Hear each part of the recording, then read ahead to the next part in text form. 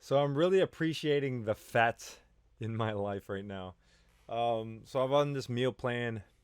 You could call it a diet. I don't like calling it a diet because uh, wrong connotations, whatever. But I am on this meal plan where I've just been eating basically like baked chicken, steamed chicken, grilled chicken a couple times, and broccoli.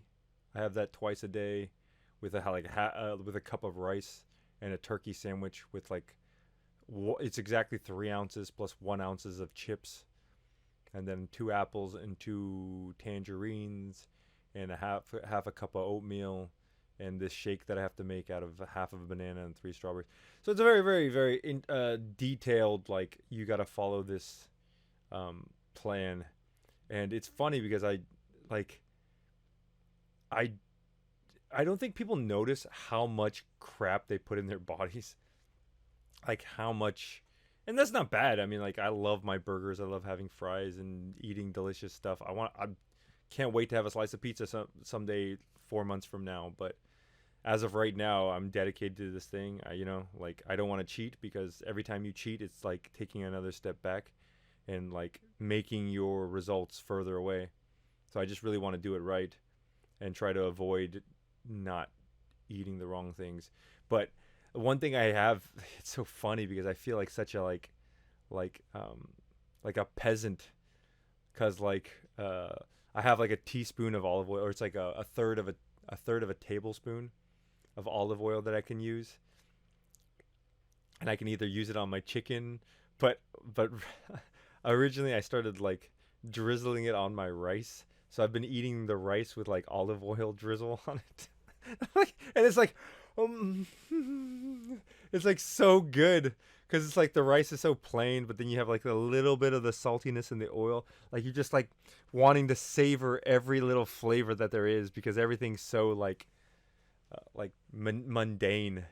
And yeah, it's great too. This is why I say I appreciate the fats in my life because like I have basically a tablespoon, a dollop of like Hellman's mayonnaise that I'm allowed to use on my sandwich, and like I squeeze it on there, and I just like originally I was trying to squeeze it and like spread it out so I got the bread all covered, and it's like hell no, dude, you can't taste it that way. So I just like pile it up like in one little section of the bread, and then I eat, and all of a sudden I'll take one bite, and it's like, and all like the mayonnaise will juice out, and I'm just like, so good, so good, it's mayonnaise. And like it's just I feel like I'm appreciating every little bite. I don't know what's gonna happen, man. Think I'm gonna like want to kill myself by the end of this thing because it's not that bad. I'm being a little bit over dramatic, but this is all again also only like six days in, so I could see myself. They're gonna change it up. We're gonna be eating different stuff next week, I think, or next week. But I mean,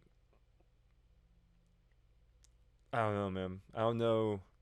It really has made me think about how I want to eat like after this, because you put in all the work to try to get healthy, or you try to get skinnier, or like in a certain shape. This is why I'm doing it, because all my life, like everybody thinks about this, I think, all my life ever since high school, in college, I was like working. I was like, oh man, wouldn't it be great to have abs? Wouldn't it be great to have a six pack? And you say that to yourself all through your life. At least I have. Just that's like where your goal is, right? Your top momentum goal. And then it's like, shit, I'm like 38 years old and I've been thinking about this for my entire life. Like, why don't I actually do it? Let me just. It's like I keep comparing it. People are asking me like, why do you do this? Why do this? I remember like it's the same like when I did like a marathon. I was like, hey, this is, or a triathlon too. I did a triathlon and a marathon like all within the same 6 months. But I was like, this is something I've been wanting to do my entire life, right? In the back of my mind, I'll always be thinking, marathon. I want to do a marathon before I get too old. Or I want to do a marathon before one day I can't do a marathon. And it's just something you want to do. And then you train up for it. It's long, it's arduous. I mean, you're running all the time. You're running like 6 days a week, like 2 or 3 hours at a time, because you're running like, 14, 18 miles, you know? And then like you'd go and you do it, and it's tough, and I barely made it. My legs were jello afterwards and hurt for the rest of the day. But then you do it, you finish it, and then you can be like, you know what? I never want to do that again.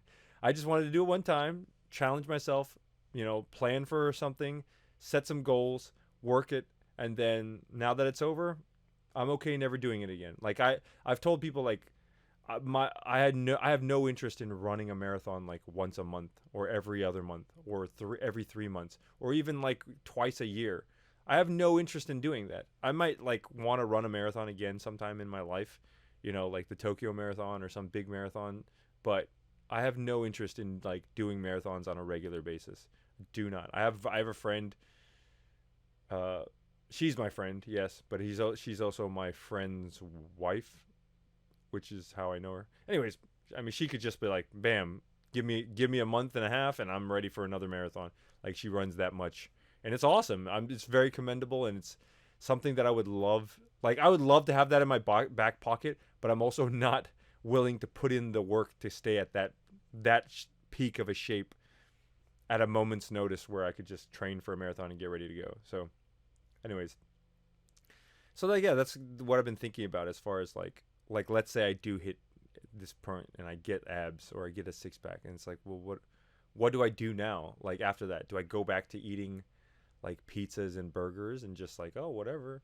Because like the thing about it is too, as I've gotten older, I've realized like eating like that with pizzas and burgers is just like, if I don't have, I pretty much have to have like a plate of broccoli every day, otherwise like I will feel gross, and the other thing won't be very comfortable, so I basically have to have a plate of broccoli every day, and like even better, it's a cup of oatmeal and a plate of broccoli. And if you don't have those two every day, it sucks. Every day you have to have that every day. If you miss a day, then you just feel like miserable. There's nothing good comes out of it. And so like right now, I've been feeling amazing. Well, let me take that back. 3 days in, I felt horrible. I felt super exhausted and just miserable. But after the third, fourth day, I pushed through it, and now I feel fine. I think my body's adjusting to the fact that I'm not, having a milkshake every, once a week, or like a slice of pizza every 3 days or something like that, or like a big boatload of cheese fries, animal style from In-N-Out. God, I missed that a lot. But then, like where I feel is like, well, at the end of this 4 months, like, do I even really want to go back to that? Like, I don't think I want to eat like turkey sandwiches and like steamed chicken and broccoli for the rest of my life. I don't think that is, but I also don't know where the line is drawn, because for me, I'm one of those types of people who I have a hard time with self-control. Like, I'm good with self-control as in like yes or no. Like, hey, we're gonna drink sodas or we're not gonna drink sodas. We're gonna eat healthy or we're not gonna eat healthy. Like, you set a goal and there's a specific thing that you have to follow. I'm pretty good with that. I'm very not good with like making the decision like, okay, so we're gonna have a burger today, but no more burgers for the rest of the week. Terrible with that. If I have one burger, I'm like, fuck it, I had one burger already. Why not have another one? Why not have a milkshake too? It's been really hard this week, actually. It's just this week. Like, I've met up with friends and they're like, hey, let's go get some crepes. And I'm like, I'll go with you. And I just go with them and I sit there and watch them eat the crepe. And they're like, they can't even finish. They have like half a crepe left. And it's like, oh, do you want some of my turkey and spinach crepe with like cream sauce, or like my jelly and Nutella sweet crepe? And I'm like, can't do it. Can't. And that's not difficult for me, because I know it's like, okay, well, I just got to do this for 4 months and then it's over, But like, if it's on a daily basis where I have to constantly make that decision, there's a book that I read, Atomic Habits, that talks about like, willpower and that kind of thing.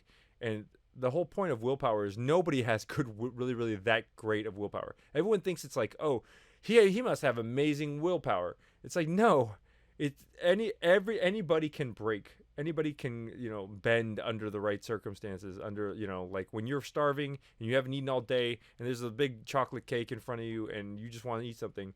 Yeah, everybody will break, man. It's the the people who succeed at that kind of stuff, the willpower stuff, is because they don't put themselves in a position to be tempted. Like you know, they take care of all their stuff beforehand. So like they never get to the situation where it's like, oh my god, it's 1 o'clock in the morning and I'm so hungry and there's nothing to eat. I guess I'm going to McDonald's. They just don't put themselves. They don't let themselves in that situation. They'll either eat something before or they'll have something prepared that's healthy. Yeah, and that's it.